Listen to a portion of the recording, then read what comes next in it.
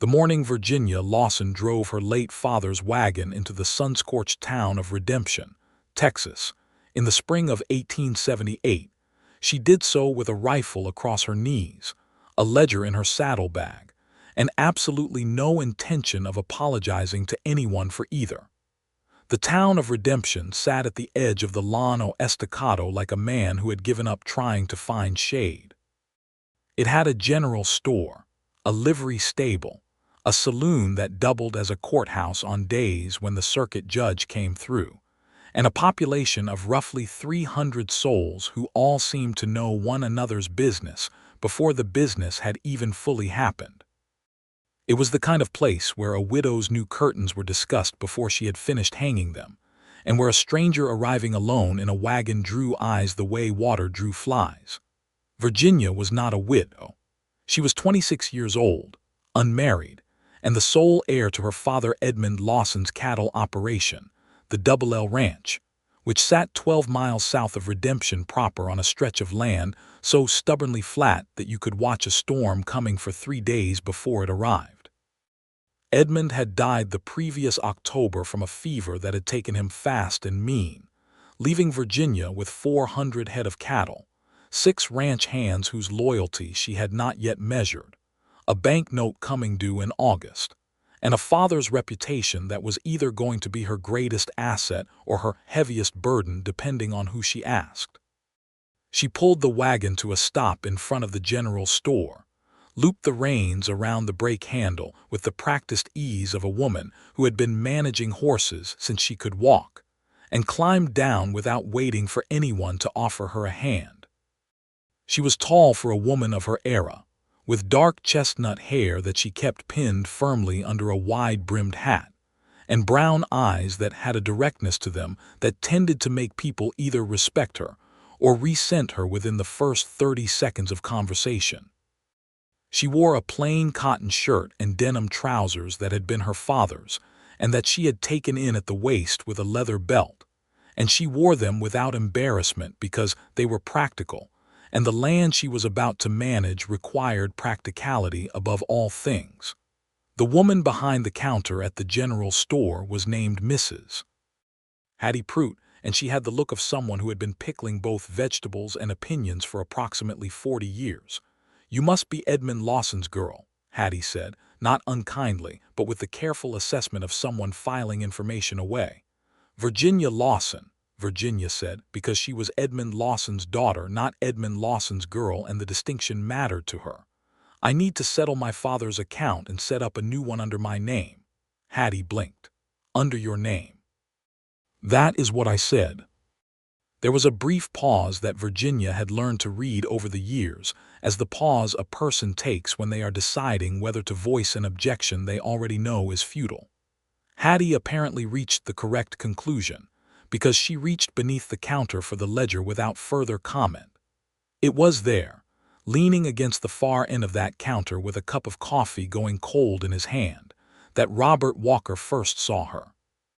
He was 31 years old, the owner of the Crosshatch Ranch, which bordered the Double L on its northern edge, and he had been in Redemption that morning to collect a new order of fence wire and exchange a few words with Frank Pruitt, Hattie's husband, about the dry spell that was threatening the creek that fed both their properties.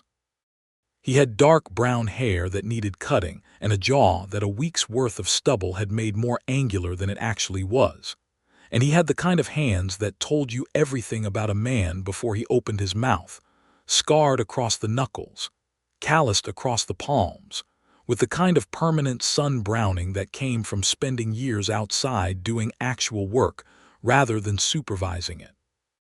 He watched Virginia Lawson set up her account with a clear-eyed efficiency that he had to admit was impressive, and when she turned and met his gaze with absolutely no self-consciousness at all, he felt something shift in the region of his chest that he had not felt in a very long time. "You are staring," she said. "I am," he agreed. "I apologize. I am Robert Walker, Crosshatch Ranch. I was a friend of your father's." Something softened briefly in her expression at the mention of Edmund. "He mentioned you," she said you were a fair man. He was generous. Robert set down his coffee cup and extended his hand, which she shook with a firm grip. "I am sorry for your loss. Edmund was a good man and a good neighbor." "He was," she said simply, and he could see the grief was real, but that she had put it somewhere she could carry rather than somewhere it would carry her. "I expect we will be seeing each other." Our north fence line has been a source of disagreement between our ranches for about 3 years, according to the papers my father left. Robert almost smiled. "He told you about that." "He told me about everything. He knew I would be the one managing things after he was gone." She picked up her paper from the counter and tucked it into her saddlebag. "I will be riding out to inspect the fence line in the next week or two. I expect we can resolve it without lawyers if we are both reasonable." "I have always found lawyers to make things worse," Robert said. "Then we already agree on something," Virginia said, and walked out the door. He watched her go, and Frank Prout materialized beside him with the unhelpful observation that Edmund Lawson's daughter was not at all what folks had expected. "What did folks expect?" Robert asked. Frank shrugged. "Someone who would sell quick and move to San Antonio, I suppose." Robert watched through the window as Virginia climbed back onto the wagon with the same brisk competence with which she had descended it. "I do not think," he said slowly, "that she intends to sell anything." He was correct. The first few weeks on the Double L were not easy, but they were not as hard as they might have been, because Virginia had been preparing for them for years. Edmund Lawson had not had sons, and he had made his peace with that somewhere around the time Virginia turned 8 and demonstrated that she could read a cattle ledger faster than he could. He had taught her everything he knew: how to read cattle for health and temperament, how to negotiate with buyers and suppliers, how to survey land and read a water table, how to fire a rifle with accuracy from a moving horse. What he had not taught her was how to cook or sew or curtsy to men who expected it, partly because those things had not interested either of them, and partly because he had believed, with a stubbornness that Virginia had inherited directly, that a person should know how to do the things that mattered and leave the rest to those who found it meaningful. She did not cook for the ranch hands, who had a cook of their own, a leathery old man named Pico's Pete, who made beans and cornbread in quantities that could have supplied a small army, and who would have been deeply offended by anyone attempting to interfere with his territory. She did not clean the main house beyond what basic sanitation required, because there were cattle to count and fences to mend and accounts to reconcile, and she most certainly did not curtsy. The ranch hands had, she could tell, been uncertain about her in those first weeks. There were 6 of them: Dell, who was the foreman and who had served her father faithfully for 9 years; Hector, a Mexican vaquero who was possibly the finest horseman Virginia had ever seen; Silas and Cal, 2 brothers from Tennessee who had come west looking for work and found it; young Thomas, who was 19 and still figuring out which end of himself was up; and a quiet, serious man named Isaiah who had come to Texas by a road he never fully described, but whose skill with cattle was undeniable. Dell had been the most important to win over. He was 52, had buried 1 wife and never remarried, and he had the manner of a man who respected results and found most other things negotiable. Virginia had won him over in the 2nd week, when she rode out to a calving situation that had gone complicated before sunrise, and solved it herself before he had fully arrived on the scene, and then had made a specific note in the herd ledger about the cow's difficulty, so they would know to watch her the following season. "Your father taught you well," Dell had said afterward, with a quiet respect that was worth more than any amount of enthusiasm would have been. "My father taught me most things," Virginia had said. "You will need to teach me the rest." That agreement, that she was not too proud to learn what she did not know, had been the foundation on which the whole working relationship was built. She was out at the northern fence line on a warm afternoon in late April when she saw Robert Walker approaching on a dark bay horse from the crosshatch side of the property, and she straightened from the section of wire she had been examining and waited for him to reach her. He pulled up a few yards away and looked at the fence, then at her, then at the surveying stakes she had driven into the ground. "You did the survey yourself," he said. "I have my father's surveying equipment and I know how to use it." She showed him the measurements. According to the original land grant, this fence is sitting 11 feet into Double L property on the eastern portion. He looked at the stakes and then at his own papers, which he had apparently thought to bring. He studied them for a long moment. "Your survey matches what I have," he said. "I did one last year when Edmund and I were trying to figure out where the original markers had gone.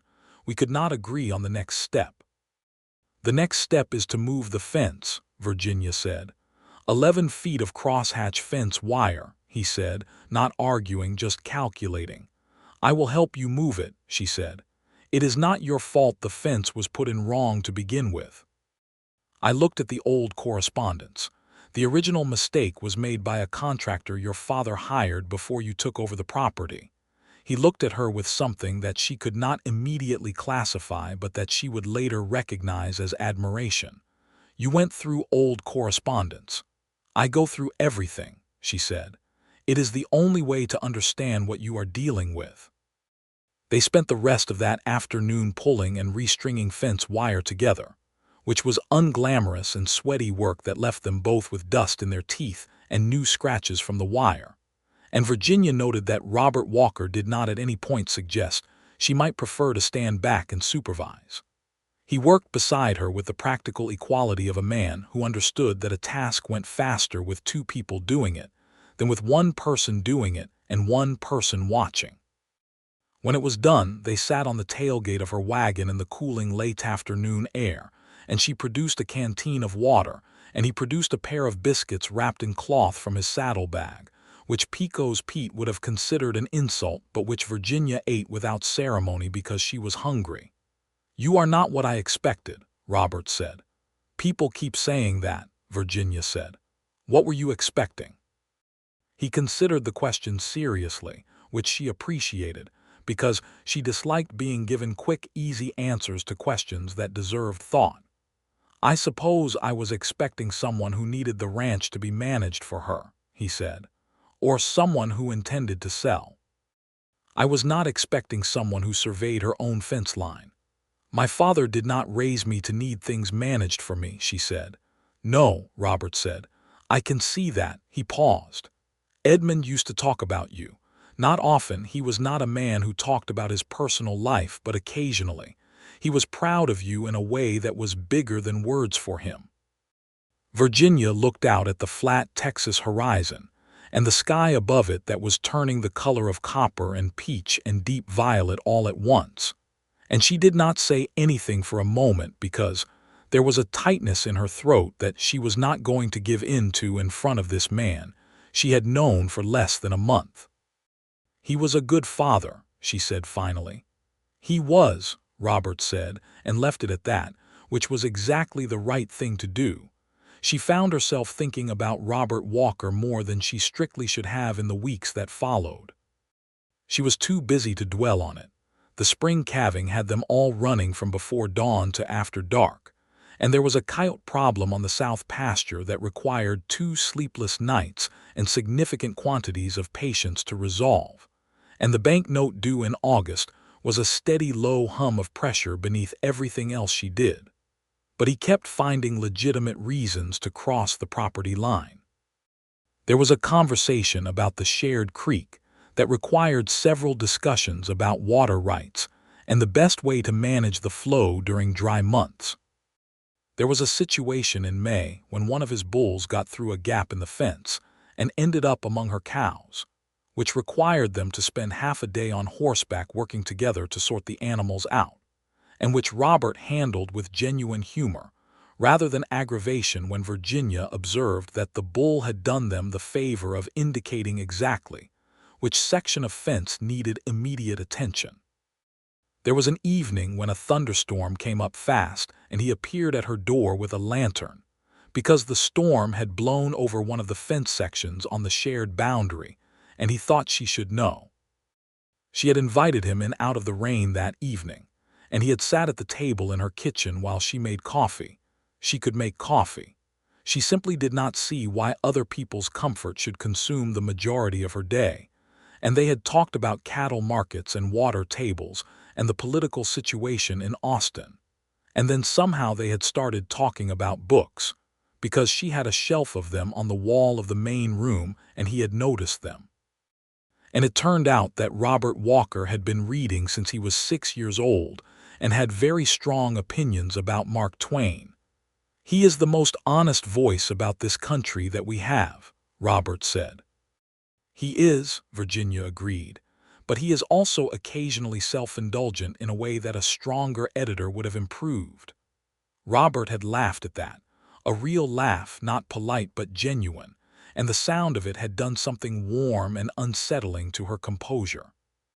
He had stayed until the storm passed and then ridden home, and she had stood on the porch watching his lantern disappear into the wet dark and told herself firmly that she was lonely, which was natural after months of grief and hard work, and that she should not read more into an evening of good conversation than was there. She was still telling herself this when Dell appeared beside her on the porch.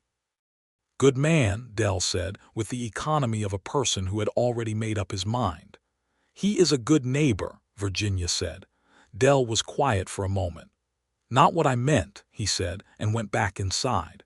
"The trouble that changed everything started in June, when a man named Clarence Whitmore arrived in Redemption." Whitmore was what people in that time and place called a land speculator, which was a polite way of saying he was a man who identified properties that were financially vulnerable and applied pressure to them until they either sold or failed. He was 43, well-dressed in the manner of a man who wanted you to think he had money rather than the manner of a man who actually had it.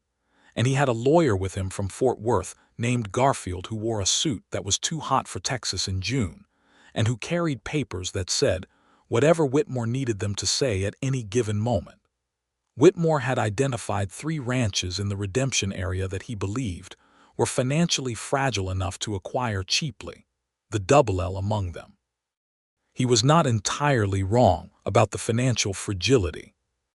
Virginia's bank note was substantial. The cattle market had been difficult that spring, and a ranch run by a single woman without family backup was, in the mathematics of 1878 Texas, considered a risky proposition by anyone doing calculations. He came to the Double L on a Tuesday with Garfield in tow, arriving without prior notice, which was his first mistake with Virginia because she considered unannounced arrivals to be a form of attempted ambush. She met them on the porch with the rifle that lived by the front door leaning against the wall within easy reach, which was not a threat so much as a statement of context. "Miss Lawson," Whitmore said, with the practiced warmth of a man who had practiced it, "I have heard a great deal about your operation. Your father built something impressive here." "He did," Virginia said. "What can I do for you, Mr. Whitmore?" He laid out his proposition with the smooth efficiency of someone who had made it many times before. He was prepared, he said, to purchase the Double L at a fair price. He named a figure that was approximately 60% of what the property was actually worth, which was not fair by any measure Virginia could construct, and to allow her a generous period to vacate. He framed it with condescending kindness as a relief from what must be an overwhelming burden. Virginia listened to the entire speech without interrupting, which had the effect of making him uncertain because people who knew they were being managed did not usually stay quiet through it. When he finished, she said, "The Double L is not for sale." "Miss Lawson, I understand the position of a woman alone managing." "I heard you," she said. "The answer is no. The property is not for sale at any price you are currently in a position to offer. If that changes, I will contact you. Good day, Mr. Whitmore." He left, but he did not look like a man who accepted a first refusal as final, and Virginia watched the cloud of dust his wagon raised as it retreated toward Redemption, and felt the particular cold certainty of someone who understands that a problem has not been solved but merely postponed. She rode to the crosshatch that afternoon without thinking too hard about whether it was appropriate. because she needed to think out loud about the banknote situation, and Robert Walker was the person in the immediate geographic area whose judgment she respected. And that was a practical reason rather than a personal one. And she was going to continue to believe that until evidence forced her otherwise. He was in the paddock with a horse that had gone lame, working with quiet patience on the animal's left foreleg, and he looked up when he heard her approaching and said nothing, but watched her with the particular attentiveness that she had come to realize was his natural expression when something was occupying his mind. She told him about Whitmore. He listened the way he always listened, completely and without interrupting, and when she finished he was quiet for a moment.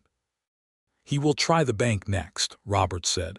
"That is how men like Whitmore work. He will find out who holds your note and apply pressure there if he can." "Callaway Bank in San Antonio," Virginia said. "My father dealt with them for 20 years. I know James Callaway," Robert said. "He is an honest man, but honest men can be pressured." Virginia was quiet, looking at the evening light on the grass. The banknote was $6,000. It was not an impossible amount. The fall cattle sales, if she got good prices, would cover most of it. But if the market dropped further, or if Whitmore managed to interfere with her buyer relationships in some way, the margin was thin. "I have a proposition," Robert said. She looked at him. He was looking back at her with an expression she could not entirely read, and she had the sensation of being at the edge of a significant moment without knowing exactly what it contained. "I want to say first," he said carefully, "that this proposition stands entirely on its practical merits, and you should evaluate it that way." "I am listening," she said. "If the double L and the crosshatch were consolidated under a single deed," he said, "it would eliminate the financial vulnerability Whitmore is targeting. A combined operation of this size would have enough capital reserve to absorb the bank note, and then some. The water rights on both properties together would be considerably more secure." He stopped.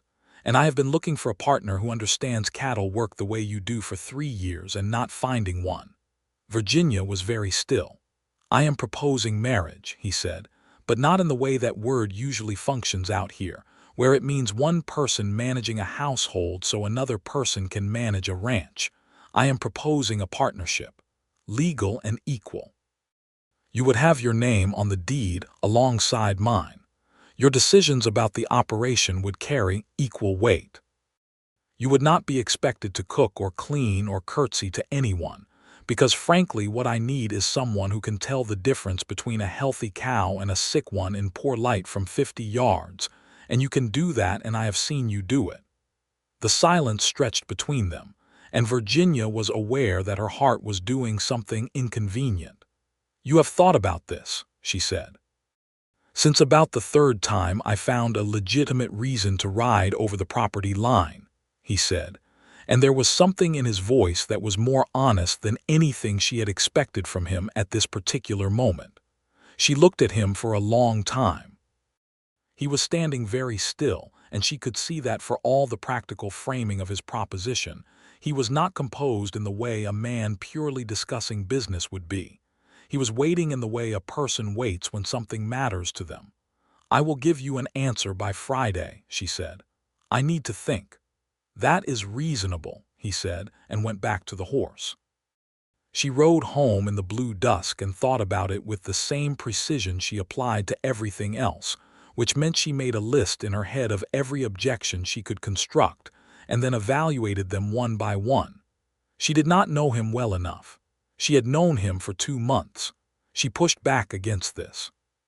She knew him better than most people knew each other after 2 months, because they had spent those 2 months working alongside each other, and work stripped away performance in a way that social occasions did not.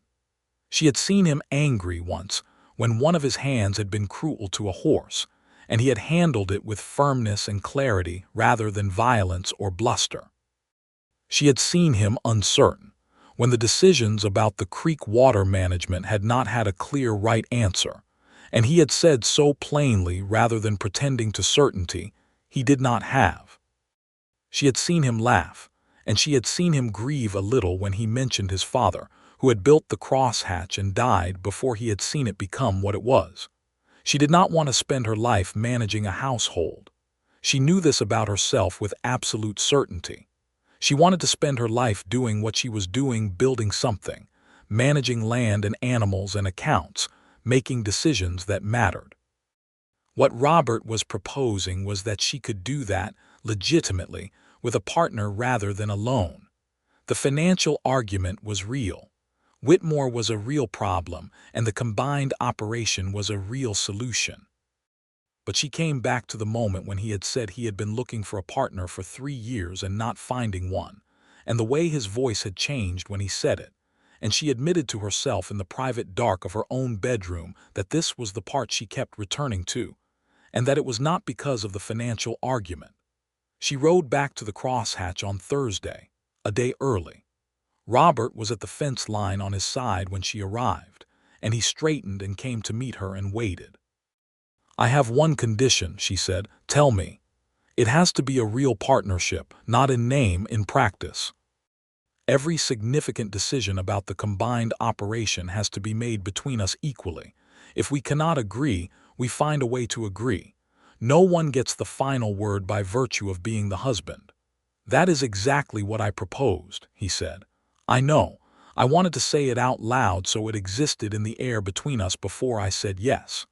Something changed in his face. Not dramatically, he was not a dramatic man by nature, but there was a quality of release in it, as if something that had been held carefully in tension had been allowed to rest. "Yes," he said. "Yes," Virginia said.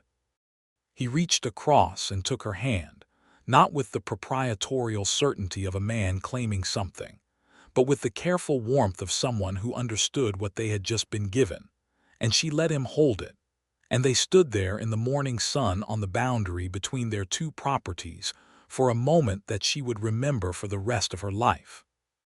They were married in redemption at the beginning of July, 1878, in a ceremony at the small church that was conducted by Reverend Marsh, who was a practical man and kept the service to the necessary components without excessive embellishment. Virginia wore a blue dress that she had bought from the dry goods store 2 towns over because Redemption's selection was limited, and it was a good dress, well made and flattering without being impractical. She carried no flowers because she had been busy that morning. Hattie Prout, who had decided to approve of the match on grounds that Virginia was sensible and Robert had been lonely too long, pressed a small bunch of wildflowers into her hands at the church door, and Virginia accepted them with a surprised gratitude that she suspected showed on her face. Dell stood for Robert as his witness, which seemed right. Hector stood for Virginia, which also seemed right, because Hector had been the first of her hands to entirely transfer his loyalty from the abstract idea of Edmund Lawson's ranch to the concrete reality of Virginia Lawson running it.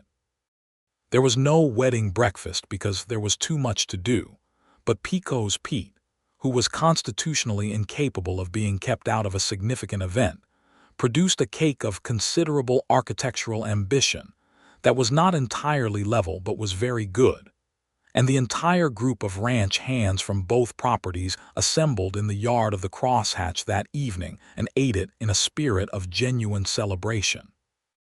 Robert's hands, there were 5 of them, led by a quiet, competent man named Amos who had been with the crosshatch since Robert had taken it over, were observing Virginia with the same careful assessment she had already navigated with her own crew, and she was aware of it and chose not to address it directly, because the best way to answer that kind of uncertainty was the same way it had always been answered, which was to show up and do the work.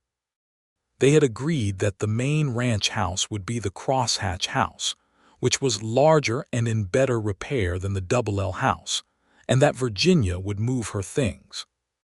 The Double L house would be used for the combined crew, giving them better bunk accommodation than either ranch had previously managed alone. She moved on the Saturday after the wedding, which was 3 days later, and she moved efficiently and without sentiment about the physical process. though she stood for a long moment in the main room of the Double L house before she left it for the last time, and said something quiet to her father's absence that she did not intend for anyone else to hear. The first month of the marriage was, truthfully, a period of adjustment. Not because they did not get along. They got along with a natural ease that neither of them had entirely expected, as if the rhythm of working together had simply extended into the rest of their coexistence without requiring significant renegotiation. But because the practical combination of two ranch operations that had each been running independently was genuinely complex, and because learning to share a house with another adult when you had lived alone for the better part of 3 years required a recalibration of small habits that neither of them had entirely anticipated. Virginia was not a morning person in the specific sense that she required approximately 20 minutes of quiet coffee before she was prepared for conversation. Robert was a morning person in the sense that he came awake quickly and completely, and was immediately ready to discuss the day's plan. They managed this by a tacit agreement that arrived without being formally discussed. He made the coffee. She drank it in silence for the necessary period, and then they talked. It worked so naturally that she was slightly suspicious of it. Robert had a habit of leaving his books open and face down, which she could not abide because it damaged the spines, and she told him so directly, and he said he had never thought about it, and from that point forward, he used a strip of leather as a bookmark, which she found she was disproportionately pleased about without being able to fully explain why. She rearranged the account's ledger system, because his was organized by month and hers was organized by category, and the categorical system was more useful for the kind of analysis she needed to do to manage a combined operation. She showed him why with actual numbers, and he studied her system for an evening and then agreed that she was right and thanked her, without defensiveness, which she had been half prepared to navigate. The first significant decision they had to make together came at the end of July, when a cattle buyer named Morrison came through offering a price on 100 head that was reasonable but not exceptional. Virginia thought they should hold the cattle until the fall when the drives to Kansas typically pushed prices up. Robert thought the guarantee of a certain price now was worth more than the uncertainty of a potentially better price later, given the bank note situation. They sat at the table with the ledger and the bank correspondence, and the cattle market reports from the San Antonio paper, and they argued it out, not angrily but thoroughly, each making their case with numbers and reasoning. And at the end of it, Virginia acknowledged that his point about the bank note timing was stronger than she had initially weighted it, and he acknowledged that her read on the fall market was historically well supported. They sold 60 head to Morrison at his price and kept 40 for the fall, which was a compromise that neither of them had initially proposed, but that both of them, when they looked at the numbers together, could see was the right answer. "This is going to be a good partnership," he said, after Morrison had gone. "It already is," she said, and surprised herself by meaning it not just practically but in the broader sense that she was becoming aware of, slowly and somewhat against her original intentions, as the weeks accumulated. It was in August that Whitmore moved on the bank. They found out from James Calloway himself, who sent a letter that arrived in redemption on a hot Thursday that smelled like the approach of thunder. The letter was addressed to Robert Walker, and he brought it to Virginia before he had finished reading it, which was the right thing to do and which she noted. Whitmore had gone to San Antonio and spoken with one of Calloway's business partners, a man named Prescott who had financial interest in several properties Whitmore had previously acquired, and had represented, with carefully crafted inaccuracy, that the Double L's financial situation was more precarious than it was. He had suggested that Calloway would be better served by calling the note early rather than waiting for August, implying that the operation was in danger of failing. Calloway's letter was loyal. He was not calling the note, but he wanted them to know what Whitmore had done, and he suggested that if they could present a stronger financial picture when August came, It would help him resist any further pressure from Prescott. "He is not going to stop," Virginia said, reading the letter for the second time. "No," Robert said. "Men like Whitmore treat no as a temporary obstacle." They were quiet for a moment. "The combined operation changes the picture considerably," she said, thinking through it. "If we present Callaway with the consolidated assets of both properties, the bank note is a much smaller proportion of the overall value." "We need to file the consolidated deed first," Robert said. "I will ride to the county seat Monday." "We will ride," Virginia said. He looked at her with the slight smile that she had come to recognize as his response to her consistent insistence on the plural. "We will ride," he agreed. They filed the consolidated deed on Monday and presented Callaway with a financial summary of the combined Walker-Lawson operation the following week, which Virginia had prepared with the meticulous care she applied to all her account work. The combined asset value made the bank note look very manageable indeed, and Callaway wrote back promptly to confirm that he was entirely satisfied with the situation and that Prescott's concerns had been noted and set aside. Whitmore tried once more. He appeared at the ranch in mid-August with a new offer, higher than his first, and he made it to them together, which Virginia suspected he had not originally intended, since she could see the slight recalibration in his expression when he found her standing beside Robert rather than somewhere in the background.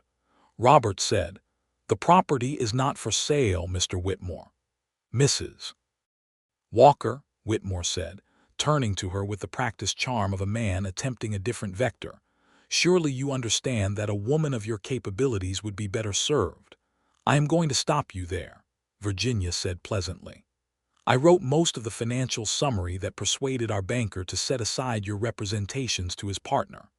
I am currently in the process of negotiating a fall cattle contract that will retire the bank note in full by October. The combined operation is in excellent health and has no intention of entertaining offers. If that position changes, we will contact you. It will not change. Good afternoon." Whitmore left and did not come back. It was that evening, after Whitmore's wagon had gone and the dust had settled, and they had confirmed with each other that it was genuinely over, that something shifted between Virginia and Robert that had been building for a long time without either of them naming it. They were sitting on the porch in the cooling air, the way they had taken to doing in the evenings, and the last light was doing what it did on the flat Texas land, spreading itself thin and golden and almost unbearably beautiful across everything, and Robert was looking at it with the expression she associated with him being content, which was a particular quality of stillness different from his ordinary working stillness. "I want to tell you something," he said. "Tell me," she said. "When I made that proposition in June," he said, "I told you to evaluate it on its practical merits. I remember. I was not dishonest when I said the practical merits were real. They were and they are, but I was not being fully honest when I suggested they were the primary reason." Virginia was looking at the sunset, and she was very aware of him beside her in a way that was different from work awareness. "I know," she said. "You know, I am observant," she said. He was quiet for a moment, and she turned to look at him directly, because she had learned early in their acquaintance that honesty was the only currency he valued, and she thought he deserved the full, honest answer. "When you said you had been looking for a partner for 3 years," she said, "I thought about that sentence more than any other part of your proposition, and I was not thinking about cattle management." He reached across and took her hand the way he had at the fence line, and she let him, and this time she turned her hand to hold his back, which was different from before, and he felt the difference. He leaned across and kissed her, careful and unhurried, the way a man kisses a woman when he has been waiting with patience and finally has permission to stop waiting, and she kissed him back, which surprised her not because she had not wanted to, but because she had not known until this specific moment how much she had wanted to. And the evening light lay across everything with its particular Texas generosity, and the cattle in the south pasture made their ordinary sounds, and the whole world felt. For a moment, exactly the size it needed to be. "I should have said this more directly sooner," he said when they separated. "We both should have," she said. "We are apparently both people who take a long time to say things out loud." "That is not entirely true about you," he said. She laughed, which was a sound that had been coming more naturally lately, and he looked at her when she laughed with an expression she was not going to try to hold at arm's length anymore. The fall came with the relief of cooler air and the business of the cattle drive season, and Virginia negotiated the fall contract with a buyer from Kansas City named Hendricks, who had come through redemption looking for quality Longhorn stock, and had been directed to the Walker operation by Frank Pruitt, who had apparently decided they deserved the referral. Virginia handled the negotiation herself, with Robert present, and Hendricks dealt with her after the first 10 minutes with the straightforward respect he would have given any seller who clearly knew what they were selling, which was all she had ever asked of anyone. The contract retired the bank note in October, as she had predicted, and she went to the table where the ledger was open and drew a line through the entry with a particular satisfaction that was one of the best feelings she had ever had. "It is done," she said. "We are debt-free," Robert said from behind her, and she could hear the smile in it. She turned around and he was close, and she put both hands on the front of his shirt, and he put his arms around her, and she let herself be held, which was something she had not let herself need from anyone in a very long time, and it felt less like surrender than like arriving somewhere after a very long journey. The autumn and winter that followed were a deepening of everything that the summer had started. They were busy in the practical way that ranching always was, and busy in the good way of two people who were discovering each other in the ordinary steady accumulation of shared days. They rode out together most mornings to check the herd, and their conversations ranged widely cattle markets and water management in the practical register, and books and ideas, and the larger world in the register that had no specific name, but that Virginia had begun to understand, was the part of Robert Walker she had liked before she loved him. She learned that he had come to Texas from Missouri, where his family had been farmers, and that he had come west at 22 with a conviction that there was something out here that the Midwest could not offer, and that he had found it in the particular freedom of land that went to the horizon without interruption. He had built the crosshatch over 9 years by working with a discipline that was not rigid but simply sustained, and he had been lonely in a way he had managed well enough not to think about until she had arrived. He learned the full dimensions of what Edmund Lawson had given his daughter, which was not just skills and knowledge, but a particular way of being in the world, the refusal to apologize for taking up space, the conviction that a person's value was in what they did rather than how they performed, the willingness to say the true thing even when the easier thing was available. He also learned that she read with the light very close to the page in the evenings and needed glasses, but was stubbornly resistant to the idea, and that she sang quietly and unself-consciously when she was working on accounts and doing other things at the same time, and did not realize she was doing it, and that she was capable of an anger that was rare but very clear when it came, and that she was braver than she gave herself credit for, because she had thought of courage as merely practical necessity and had not noticed that not everyone had it. He told her she was brave once in December when they had ridden out in cold weather to help a neighboring rancher, a man named Coulter who had lost his wife the previous spring, get a group of cattle that had spooked during a storm back to safety, and she had handled a frightened bull in ice-cold dark that most people would have stood back from. She said, "I was not being brave, I was being practical. Someone had to do it."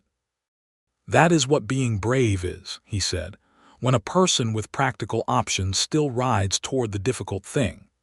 She was quiet for a moment on her horse in the cold dark, and then she said, "You are occasionally very good at saying the exact right thing."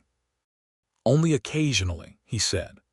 "I'm not going to inflate your confidence unnecessarily," she said, and he laughed, and they rode back through the dark together with the stars enormous above them, and the cold air on their faces, and the cattle moving quietly ahead.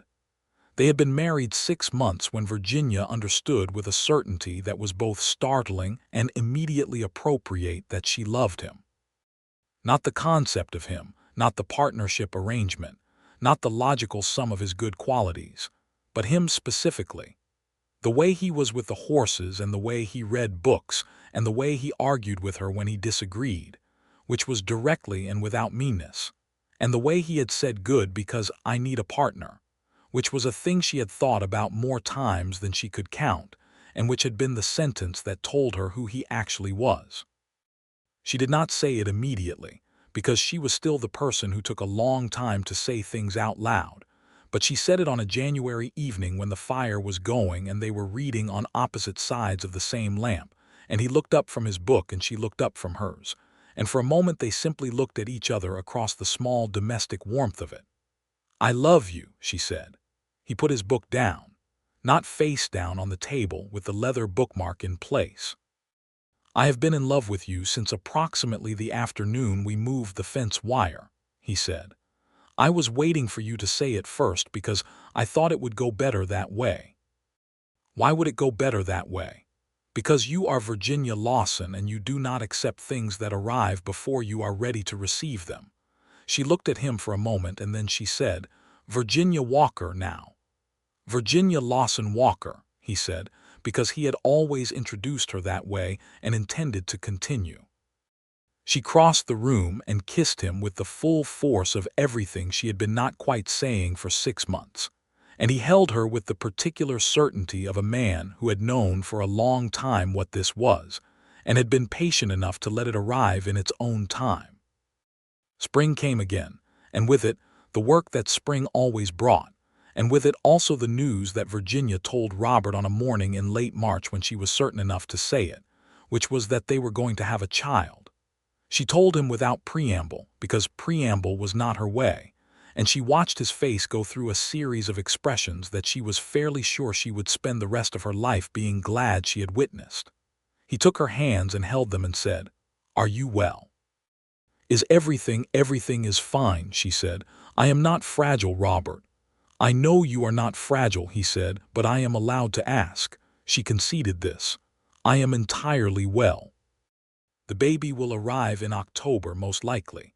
I will need to modify some of the writing work through the summer, which I am less than pleased about, but I am practical enough to acknowledge the necessity." He kissed her hands, both of them, which was not his usual mode of expression, and which was therefore more moving than it would have been from someone who did it ordinarily. "October," he said, with the careful wonder of a man trying the word on for size. "October," she confirmed. Dell, when he was informed, produced an expression of profound satisfaction that was the closest thing to sentiment she had ever seen from him. Hector shook Robert's hand with visible warmth.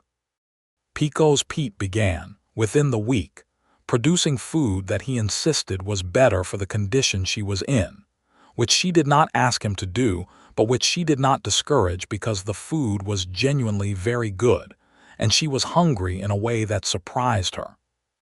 The pregnancy was not easy in the sense of being comfortable.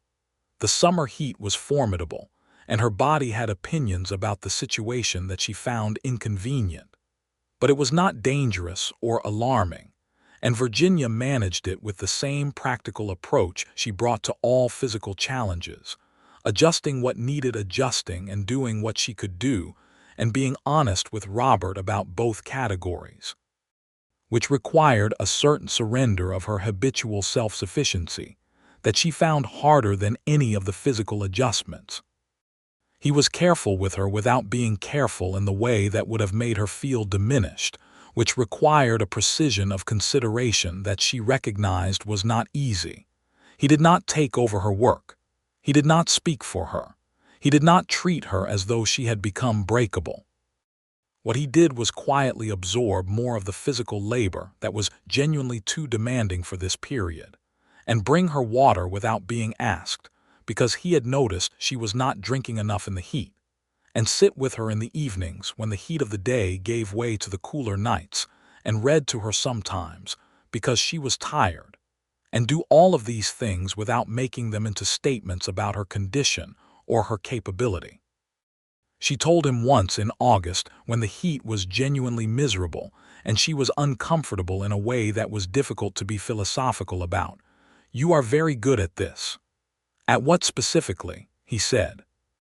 "At being present without being suffocating," she said. "At helping without making it mean something about me." He was quiet for a moment. "You have always been capable of everything you need to be capable of," he said. "The current situation does not change that. It just changes the logistics temporarily." "You sound like me," she said. "I have been listening to you for over a year," he said. "Some of it was bound to stick." Their son was born in October, in the same month that the banknote had been retired, which Virginia would later observe was a reasonable sign that October was a month that knew how to deliver good outcomes. He came into the world with decisive efficiency on a cold, clear morning, delivered with the competent assistance of the woman in redemption who served as the area's midwife, a no-nonsense Texan named Mrs. Garza, who had brought approximately 60 children into the world in the preceding 2 decades, and who had the kind of steady authority that Virginia respected completely. Robert was outside during the process, which was the custom of the time, pacing in a way that Dell later described as being roughly equivalent to 5 miles of walking without leaving the yard. When Mrs. Garza opened the door and told him he had a son, and that his wife was doing fine, he came through the door and across the room with a speed that was slightly undignified, and that Virginia would tease him about for years. She was sitting up against the headboard with the baby in her arms, and she looked up at Robert when he came in, and something passed between them that had no adequate translation into words. Something that was made of all the months and the fence line and the Whitmore confrontation and the cattle negotiations and the evenings on the porch and the January night when she had finally said the thing she had been not saying. And now this small person who was a consequence of all of it. "Come and meet him," she said. He sat on the edge of the bed and she put the baby in his arms, and Robert Walker, who was not an easily shaken man, sat there with his son and was so clearly undone by it that Virginia, who was tired and sore and felt she had more than earned the right to be unmoved by things for the next several days, found herself inexplicably moved. "He needs a name," she said. "I thought Edmund," Robert said. "For your father, if you want." She had not been expecting that. She had been making a list of possible names for months and Edmund had been on it, but she had not said it because she had not been sure whether she was too partial to it to judge it clearly. "Edmund Robert Walker," she said. "Edmund Robert Walker," he agreed, and it sounded like a complete sentence. Edmund Robert Walker turned out to be a person of considerable opinions from his earliest weeks, a characteristic that Virginia found entirely appropriate, and Robert said was not at all surprising given his parentage. He was healthy and loud, and had his father's dark coloring and his mother's particular directness of expression that appeared, in an infant, as an unsettlingly intense focus on whatever had his attention. The ranch continued, because ranches did not pause for children, but the rhythm of it adjusted with the same practical flexibility that had characterized everything else about the operation. Virginia was back in the saddle at a modified capacity within 6 weeks, which Mrs. Garza said was earlier than she would recommend, and which Virginia said was a compromise between what she would have preferred and what Mrs. Garza would have preferred, and Mrs. Garza said she supposed it would do. The winter that followed Edmund's birth was the kind of winter that Texas occasionally produced to remind everyone that it could cold and extended, and with a late ice storm in February that took out fence sections and required a week of repair work in conditions that were genuinely miserable. Virginia and Robert worked it together the way they worked everything, side by side, with Dell and the combined crew, and afterward there was a particular satisfaction in sitting by the fire in the evening with Edmund asleep, in the cradle that Robert had made with a craftsmanship that had impressed everyone, and the ice clicking against the windows outside, and the warmth of the house that was theirs.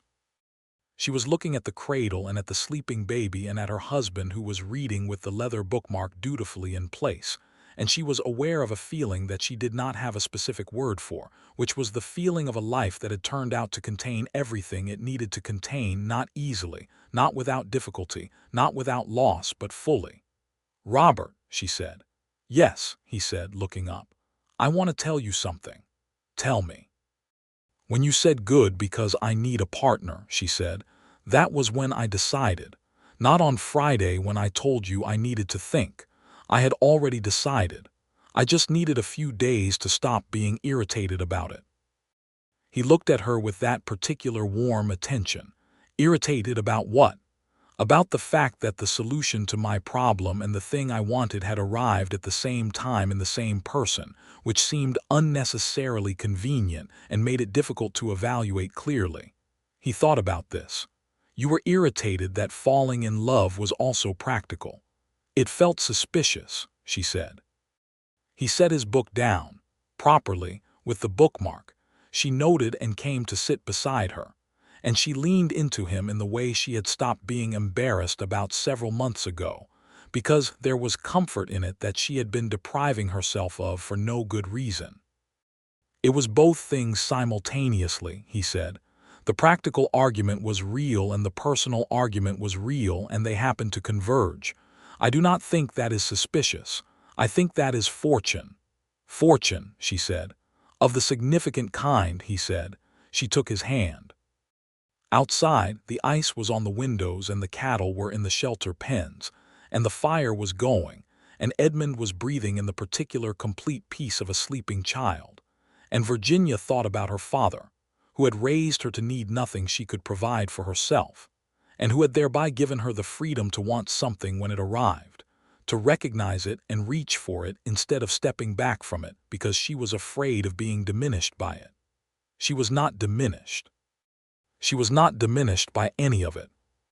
She was, if she was honest with herself in the private accounting she kept, larger than she had been before, larger in the ways that mattered, in the depth of what she cared about and the width of what she could hold. The year that Edmund turned one brought changes and confirmations both. The cattle operation was thriving in a way that was satisfying beyond the financial measure, though the financial measure was also satisfying. They had not only retired the bank note, but had built enough reserve to make improvements to the water management system that Virginia had been planning for 2 seasons, redirecting the shared creek in a way that increased the reliable water access for both the northern and southern pastures significantly. The combined crew had long since stopped being 2 separate crews that worked on adjacent property and become a single coherent working team, with Dell as the senior foreman in the way that everyone acknowledged without it being formally decreed, and Hector as the person you wanted if the task required horsemanship, and Amos as the person you wanted if the task required patience and methodical precision. Young Thomas, who had been still figuring himself out when Virginia had arrived, had developed into a reliable and skilled hand who no longer required the quiet supervision that had been necessary when he was 19. Isaiah, the quiet, serious man whose road to Texas had been long and unspoken, had one day found the moment to tell Virginia some of it, that he had come from Alabama, that he had been born enslaved, and had walked out of it when he could, and had kept walking until he found work that judged him on what he did, which had taken a long time and more miles than he wanted to calculate. Virginia had listened to all of it and then said that she was glad he was here and that his work spoke for itself every day. And Isaiah had looked at her with the steadiness of a man who had learned to measure the weight of things accurately, and said that he appreciated that, and they had not spoken about it again, but something had been understood. There was a moment in the spring when a family arrived in Redemption, a man named Jenkins and his wife and 3 children, seeking land and work, and Jenkins came out to the crosshatch looking for employment that tested something. Jenkins was a decent man and a capable worker, but he had arrived with assumptions about who gave orders on the Walker operation that he had to learn quickly and without ceremony. And it was Virginia who managed this learning process with a directness that was not unkind, but that was very clear. Mrs. Walker runs the accounts and the herd management decisions in equal partnership with Mr. Walker, Dell told Jenkins on his first morning, which was approximately how Dell said everything economical and factual, and with the tone of a man who considered the matter already settled. Jenkins adjusted without further incident, because he needed the work and Dell had the manner of someone who found extended discussion of obvious things tedious.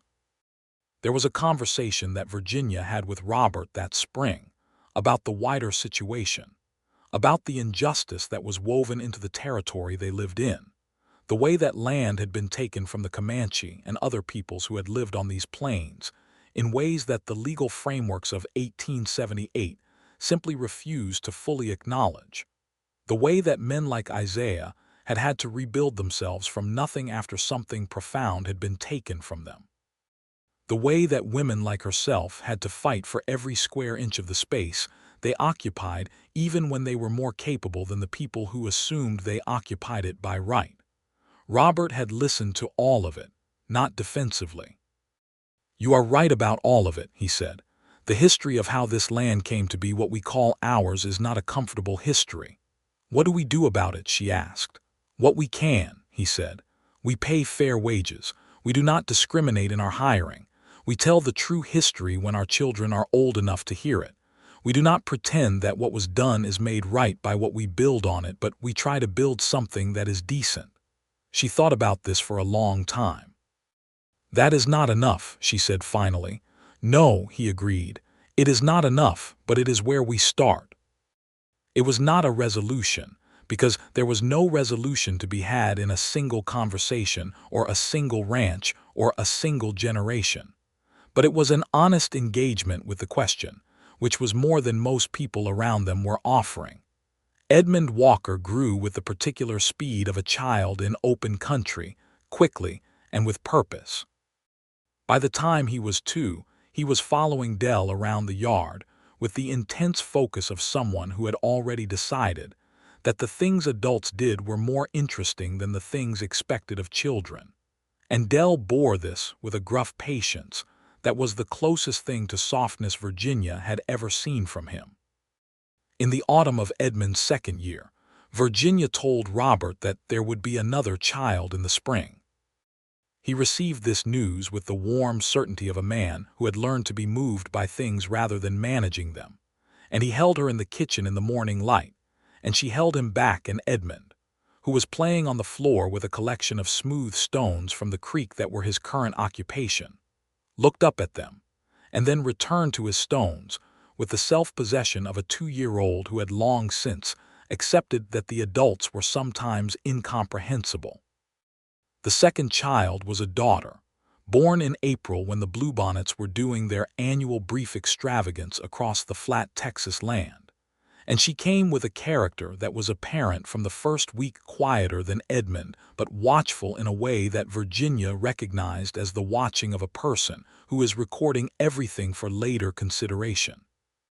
They named her Clara Mee Walker, for the season and for Robert's mother, and Clara Mee from the beginning had her father's stillness and her mother's directness of gaze.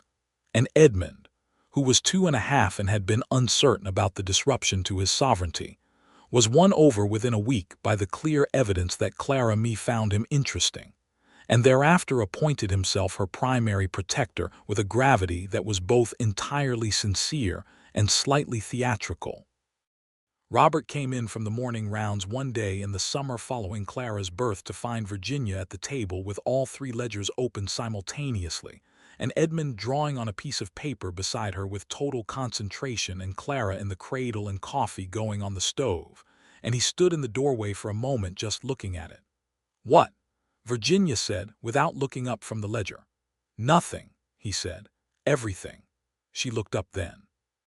He was leaning against the door frame with the look she knew, the one that was not surprise exactly, but was a kind of continuous appreciation that had not diminished with familiarity. "You are going to make me feel things at 7 in the morning when I am trying to reconcile the feed accounts," she said. "My apologies," he said, not sounding apologetic. "No, you are not," she said. "No," he agreed, and came and kissed her over the top of the ledger, and then poured himself coffee and sat down across from her, and they both worked in the particular companionable silence that is one of the best things two people can develop between them. Redemption grew over the following years in the way that Texas towns of that era grew, not always gracefully and not without friction, but with a persistent energy that eventually outweighed the friction. A school came to town when Edmund was 4, a proper one with a teacher hired from Austin named Miss Pemberton, who was young and capable, and had opinions about education that Virginia found entirely compatible with her own. Edmund was enrolled on the first day of the school's operation, and Virginia rode with him to the schoolhouse and watched him walk through the door with the careless confidence of a child who has never been told there are things he is not capable of, and felt something that she did not say because it was only for her. She made a contribution to the school's library from her own collection of books, which Miss Pemberton received with a gratitude that became the foundation of a friendship between them. Virginia found in Miss Pemberton someone who talked about the world in the way she liked directly, with curiosity, and without the assumption that the person she was talking to needed to be protected from complexity.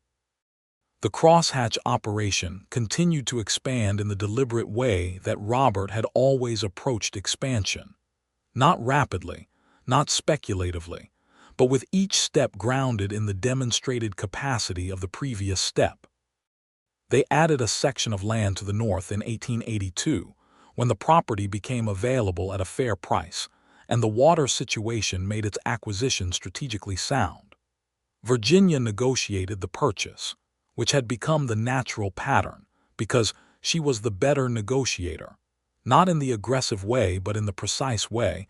She knew what numbers meant, and she said what she needed, and she did not vary from it under social pressure. The man selling was not particularly comfortable dealing with a woman, and he made this evident in the small ways that such discomfort reveals itself, addressing his responses to Robert even when Virginia had asked the question, referring to her as Robert's wife in the third person in her presence. Robert handled this by consistently returning the conversation to Virginia with a naturalness that made the redirection unavoidable, and Virginia handled it by continuing to be exactly as precise and immovable as she would have been with anyone. And eventually the transaction was concluded because the man wanted to sell, and they were the people with the fair offer. "He will tell the story of that sale without mentioning that a woman negotiated it," Virginia said, riding home. "Probably," Robert said. "The land will still be ours," she said. "That is the part that counts," he said. She smiled, and the afternoon was wide and blue above them, and the extended land of the crosshatch lay around them in all its difficult, beautiful extent. The years did what years do, which is to accumulate into a life that is larger than any single event within it, and yet made entirely of those single events. Edmund grew toward adolescence with a combination of his mother's precision and his father's patience that made him, Virginia thought, likely to be a more balanced person than either of his parents individually. Clara grew into a person of few words and very exact opinions, which meant that when she did speak, everyone listened, which she seemed to have understood from a very early age. Dell retired in 1884 and went to live with his sister in Fort Worth, and Virginia and Robert made sure he left with a financial settlement that was more than he expected and less than they wanted to give, because they knew he would not accept what he considered too much. He shook both their hands in the yard on the morning he left and said to Virginia, in the manner of a man getting all the important things said efficiently, "Your father would be very pleased," and to Robert, "You did right by her," which was Dell's way of saying what most people would have required 3 paragraphs to express. Hector became the new foreman, which was the obvious right choice, and which everyone had already assumed before it was made official. He ran the crew with the same quiet authority he brought to his horsemanship, which was to say completely, and without needing to be loud about it. Thomas had, in the course of the years, fallen in love with a young woman from a ranch on the other side of Redemption, and had married her, and started his own small operation on a piece of land he had saved for and bought square. And he still brought his cattle to the crosshatch for the combined drives because the relationship between their ranches was one of mutual regard that persisted naturally. Isaiah had never spoken again about his history in the way he had spoken to Virginia that one time, but he was a fixture of the crosshatch in the way that meant the place would have been differently shaped without him. And when he was 60 and his back was making the physical work increasingly difficult, Virginia simply reclassified his role into something that involved management of the supply ordering and the equipment maintenance, and the specific knowledge that decades of experience had given him, without making it into a conversation about limitation. He understood what she had done, and she knew he understood, and neither of them said anything direct about it, because they were both people who communicated in the practical register when the practical register was sufficient. The school in Redemption had become something more by the time Edmund and Clara were deep in it. Miss Pemberton had acquired an assistant teacher, a young man from Dallas named Cooper who taught mathematics and the sciences, and the school had a library of real size and a reputation in the county that drew families to Redemption, partly because of the quality of the education available. Virginia sat on the school board, which she had been invited to do in 1883, and which she had accepted without treating as remarkable, because it should not have been remarkable. She was at a school board meeting in the spring of 1885, 7 years after she had driven her wagon into Redemption with a rifle across her knees and no intention of apologizing to anyone, when Hattie Prout sat down beside her before the meeting began and said, with the direct practicality of a woman who had been observing things for a long time, "You have done something considerable here, Virginia Walker." Virginia looked at her. "The Double L's merger with the crosshatch was a straightforward business decision," she said, which was true and not complete. "That is not what I mean," Hattie said. Virginia was quiet. "I mean that people do things differently now because of what you have shown them is possible," Hattie said. "Not everyone and not fast, but differently." Virginia thought about this. "I just did what made sense to me," she said. "Most of the important things start that way," Hattie said, and the meeting came to order. She told Robert about this conversation that evening, and he listened in the way he always listened, completely. "She is right," he said. "She is sometimes right about a great many things," Virginia said. "About this specifically," he said. "What you are doing matters. The way we run this ranch matters. Edmund and Clara see it every day." "What specifically do they see?" she said, not because she did not know but because she wanted to hear how he said it. "They see their mother make decisions that are correct and have them recognized as correct," he said. "They see their father defer to their mother when she is right and argue with her when he thinks she is wrong. They see that both of those things are appropriate and neither of them diminishes anyone. That is what they will carry into whatever they build after this." She looked at him in the lamplight, this man who had said good because I need a partner, who had said it and meant it in every sense it was possible to mean something. "I love you," she said, because she said it regularly and without the self-consciousness that had attended the first time, because it was simply the truest available description of what was in the room when they were in it together. "I love you," he said, with the exact completeness of a man who was saying the same true thing. Edmund was 12 and Clara was 9 when Robert had a fall from a horse that was not serious but was serious enough.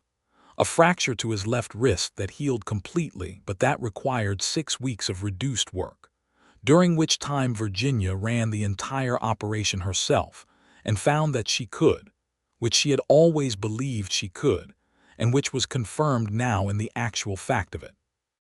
Robert bore the enforced limitation with grace, which cost him more than he said and which she saw without mentioning, because some things were better honored by being seen than by being spoken. He was mending fence with Edmund on the eastern section on the morning. He was declared fully recovered by the doctor who came through from Redemption, and Virginia watched them from a distance. The boy who was becoming a young man and the man who was his father, working in the easy parallel of two people who understood each other. And she thought about Edmund Lawson, her own father, and the way a good thing passes forward through the generations not by being imposed, but by being demonstrated. The spring of 1886 brought news from further west that the cattle open range era was coming toward its close. Barbed wire was changing everything. Land was being divided more completely. The great drives to Kansas were diminishing as rail lines extended south and the economics changed.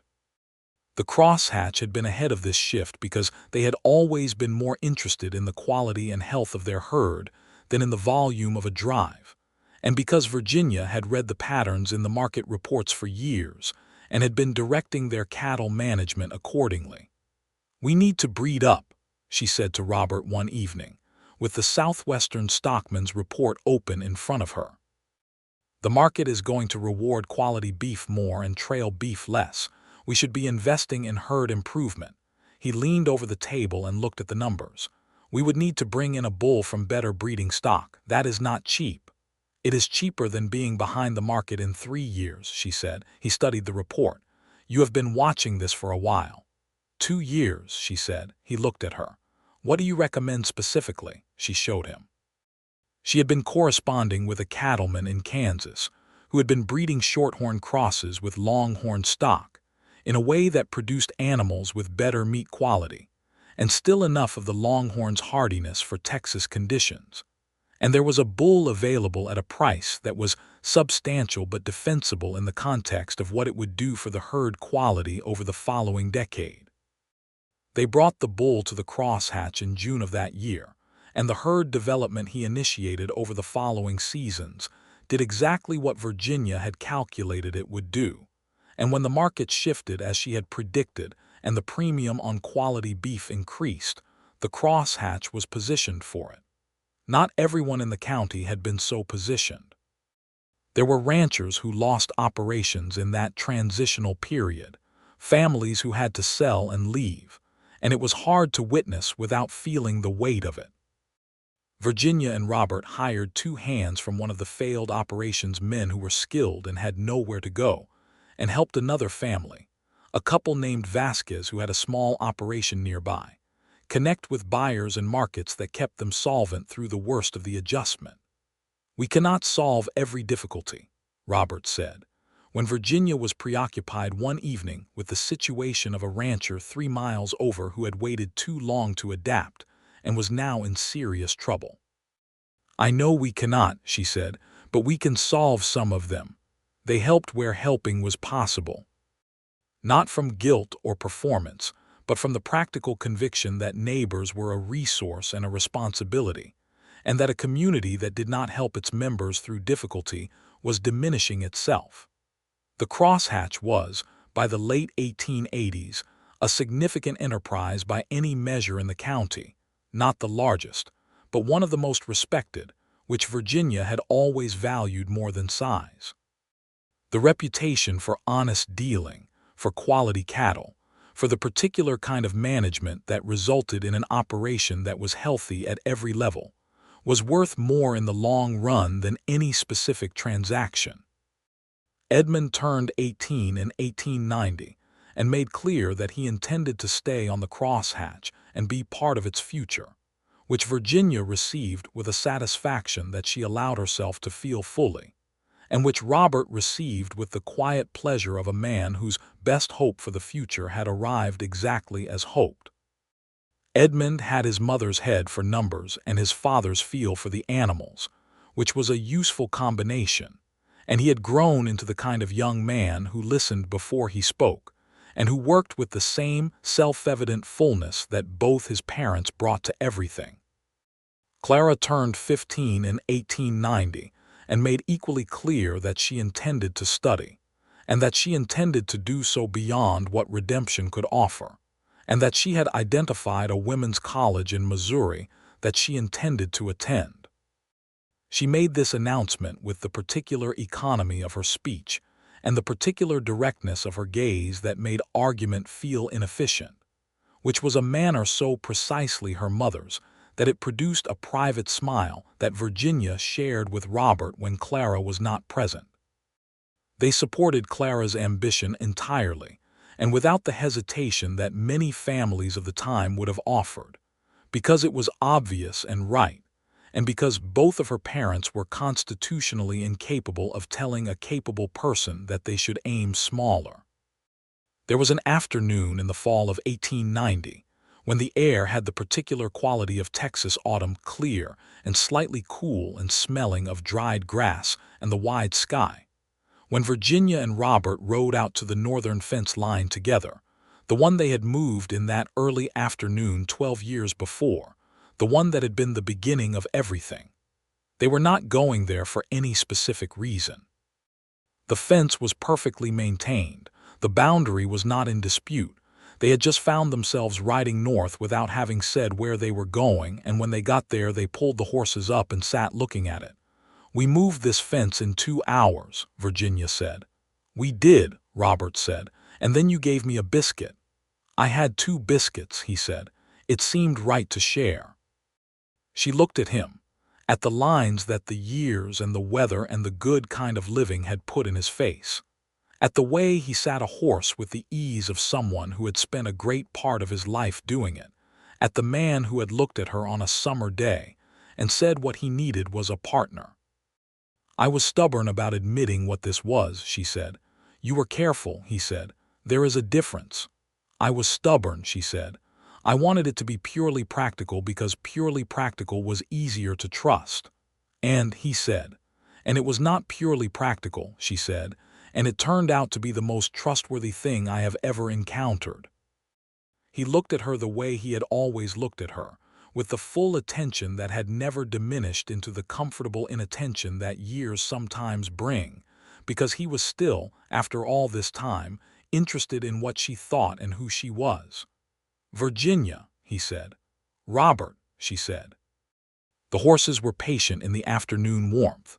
The fence line ran straight and true along the boundary that was now a legal line through property that was, in every sense that mattered, both of theirs entirely. The sky above the flat country was enormous and blue and completely itself. She reached across the space between the horses and he took her hand, and they sat there in the quiet afternoon on the piece of ground where the whole thing had started, holding on. The years that followed were the years of a life fully inhabited. Clara went to Missouri and came back changed in the way that education changes a person, larger in understanding and more certain of what she intended to do with it. She had studied literature and history and come back with a conviction that she was going to teach, and she joined Miss Pemberton at the Redemption School, and the two of them between them gave the children of that flat Texas county an education that some of those children would carry to remarkable places. Edmund took on an increasing share of the ranch management with a competence that justified every expectation, and by the time he was 22, he was running the day-to-day operations in genuine partnership with his parents rather than under their supervision, because the capacity was there and was undeniable, and Virginia and Robert both knew how to step back when stepping back was the right thing. Edmund fell in love with a young woman named Alice Marsh, the Reverend's daughter, grown now, who was 20, and had a quality of warmth and steady good sense that complemented Edmund's precision beautifully, and they were married in the summer of 1893 in the same Redemption Church where Virginia and Robert had married 15 years before. And Virginia sat in the front pew and watched her son marry the person he had chosen, and felt the particular layered emotion of a parent who has arrived somewhere they had always been moving toward without being able to see it. Alice fit into the crosshatch with the naturalness of someone who understood the shape of the place and respected it, and she and Virginia developed a relationship of mutual regard that was not mother and daughter in the conventional sense, but was something more precisely themselves. Two women who understood what they were each about and gave each other the space to be it. It was Robert who had a health difficulty in 1895, a difficulty with his heart that the doctor from San Antonio described as manageable, but that required him to genuinely reduce the physical demands on himself in a way that was harder for him than any amount of physical work would have been. He managed the adjustment with the same grace he had brought to the broken wrist years before, and Virginia managed it with the combination of practicality and the kind of love that shows itself in what it does rather than what it says. They moved more of the physical management to Edmund, who was ready for it and received it without making it into a statement about his father, which was the right way to handle it, and Robert turned his energy to the financial and strategic dimensions of the operation, which he and Virginia managed together with the same partnership they had always brought to it, and which he had always been good at anyway. He was on the porch on a spring evening in 1896, watching the sun do what it did, when Virginia came and sat beside him, and they were quiet for a long time in the way they had learned to be quiet together, which was not absence but presence. "I have been thinking about something," he said. "Tell me," she said, which was what she had always said from the very beginning. "I have been thinking that we have done what we set out to do," he said.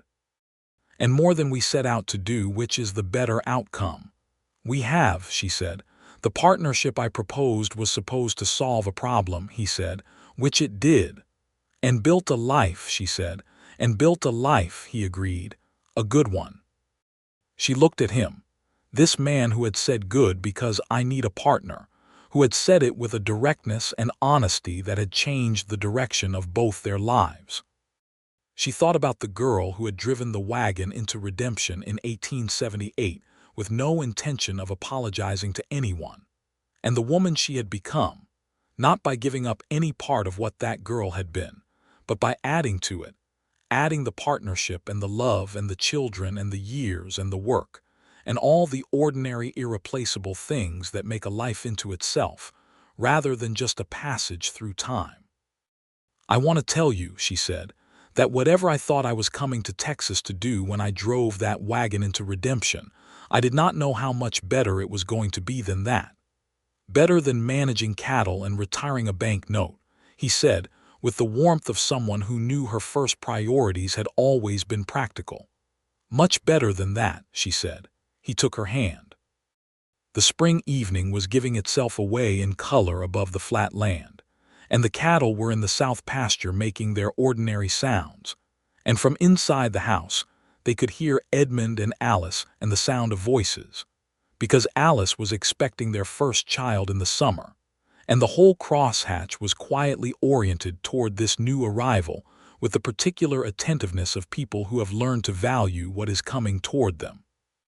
Edmund and Alice's first child was a boy, born in July 1896, whom they named Robert Edmund Walker for his grandfather first, and his father second, and the name in the combined form felt exactly right. Virginia held the infant in the front room of the crosshatch house in the summer warmth and looked down at this small continuity of everything that had been built and loved and sustained. And Robert stood beside her and looked at him too. And Clara was there, home for the summer from Redemption. And Edmund was there with the open, uncomplicated happiness of a new father. And Hector was in the yard with the rest of the crew making a controlled attempt at celebration that was louder than he probably intended. And Pico's Pete was in the kitchen despite having retired technically 2 years previous, producing food that he insisted was particularly important for the occasion. "Robert Edmund Walker," Virginia said softly to the baby, who was looking up at her with the unfocused but earnest attention of a very new person. "He has your expression," Robert said. "Which expression?" she said. "The one that means he is going to do exactly what he decides to do, and he has already decided," Robert said. She looked at her husband. "Is that a problem?" "No," he said. "It is the best possible starting point."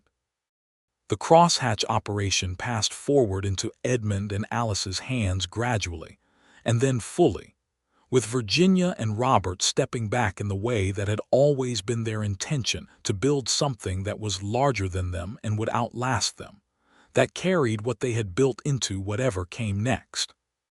It was not retirement in the sense of stopping, because neither of them had ever been inclined to stop, but it was a shifting of the center of gravity toward the generation that would carry the weight of the future. They stayed in the main house. They rode out most mornings still, in a modified version of what had always been their morning ritual.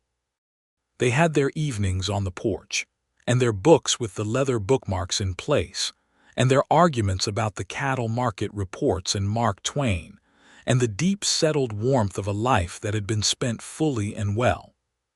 Clara taught in Redemption until 1898, when she accepted a position at a school in Austin that was doing work she believed in, and she left with her parents' full support and the particular mixture of pride and missing her that was the correct response to a child going where their capabilities called them. She wrote regularly, long letters full of the precise observations and the considered opinions that had always been Clara's way of engaging with the world, and Virginia wrote back with equal length and the same quality of real engagement. And Robert added a paragraph at the end of Virginia's letters that was typically a single observation of striking accuracy, that Clara said she looked forward to the way. She had always looked forward to her father's contributions to any conversation. Not frequent, but consistently worth the wait. Baby Robert Edmund, meanwhile, grew with the particular speed of a ranch child who has a great deal of interesting territory to investigate, and Virginia found in him a companionship that surprised her with its warmth, the gift of a grandmother's relationship with a grandchild, which was different from the relationship of a mother with a child, in that the urgency was gone, and what remained was pure appreciation. She taught him the things she had always taught herself and her own children: how to read an animal for health, how to look at numbers until they told you what they knew, how to sit a horse with respect for the animal under you, how to say the true thing when the easier thing was available.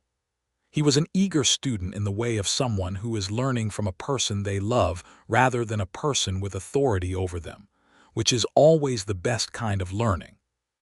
On the evening of their 20th wedding anniversary, July 1898, Virginia and Robert sat on the porch of the Crosshatch house and looked at the Texas evening doing its eternal thing with the light, and Edmund and Alice were inside with small Robert Edmund, and the operation was sound, and the banknote that had once seemed like a threat was so far in the past it was almost a story they told about someone else. 20 years, Robert said. We should have moved that fence earlier, Virginia said. He looked at her with the smile she had loved from that first year. It served its purpose exactly as it was. She leaned against him, this woman who had driven a wagon into a dusty town with a rifle across her knees and no intention of apologizing to anyone. This woman who had refused to be managed or diminished or defined by expectations that had nothing to do with who she actually was. This woman who had found, in a sun-browned rancher who needed a partner rather than a performance, the truest and best thing that had come to her in a life full of things she had worked hard for and earned. Robert, she said. Virginia, he said. She looked at the sky, he looked at her. We built something good, she said. We built something very good, he said, and we are not finished, she smiled. Outside, the cattle were in the pastures and the fence lines were straight and the water was running in the shared creek with enough for everyone, and the Texas evening was magnificent and indifferent and completely itself, and the crosshatch lay around them in all directions, theirs together, the way it had always been meant to be. She took his hand. He held it. The light went on doing what it does, and that was enough. That was, in every sense that could be measured, and many that could not, exactly and entirely enough.